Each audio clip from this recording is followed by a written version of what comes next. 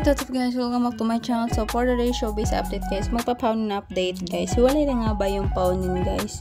Wala namang confirmation sa kanila, diba? Ano lang, mga rumors lang sa Facebook and sa YouTube guys. So ito nga yung time na nagpirma ulit ng kontrata si Nene sa Kapamilya kasi nga pinusto ng makeup artist niya as Solid Kapamilya. So ayan, ito yung pinost ng Bulgar Online.com kahapon.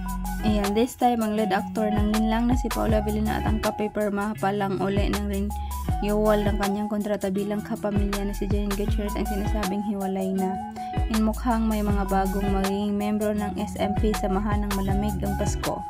Hindi pa man nakumpirma at wala pang pag-amin sa panig nila Richard Gutierrez, Sara Labate na mabalitang hiwalay nila Hito at may bago na namang pinapistahan hiwalayan. This time ang lead actor ng Linlang na si Paolo Abilino at ang kapipirma pa lang uli ng renewal ng kanyang kontrata bilang kapamilya na si Janine Gutierrez ang sinabing hiwalay na. Actually napakatahimik pero pareho nila Paolo at Janine sa estado ng kanilang relasyon kahit nga nung nagsisimula pa lang silang maling sa isa't isa last year nang magsama sa ilang TV and movie projects. Wala namang direktang inamin sina Paolo at Janine na magjowa na sila pareho kasing masekreto ang dalawa at ayaw na pinagpipistahan ng publiko ang kanilang personal life, lalo na si Paolo. Kaya siguro nung unang presko ng Linlang at kahit nung Thanksgiving media con ay todo iwas daw si Paolo na matanong ang status ng kanyang love life dahil baka nga hiwalay na sila ni Janine. So ayan, chinik nga rin namin ang mga post ni Janine at Paolo sa kanilang IG account at kapansin-pansin nga na medyo matagal na yung huling picture nila together.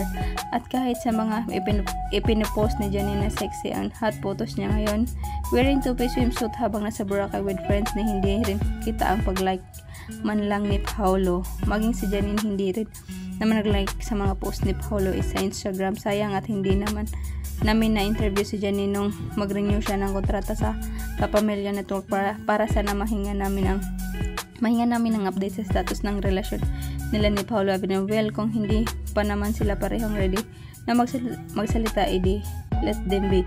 Hindi nga natin sila napaamin na sila na tapos gusto natin ngayon kumpirmahin nilang hiwalay na sila. Walang pakialam kung ayaw nating malinlang sabi. And then guys, about naman yung sa picture na nag-post, hindi po talaga ma-post si Paolo at si Janine na magkasama sila together. Guys, correct. Hindi po sila nag-post.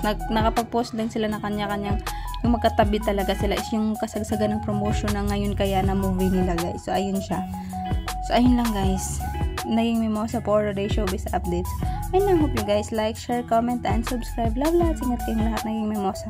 So ayun yung time na nag-renew ng kontrata si Nene. So ayun nga yung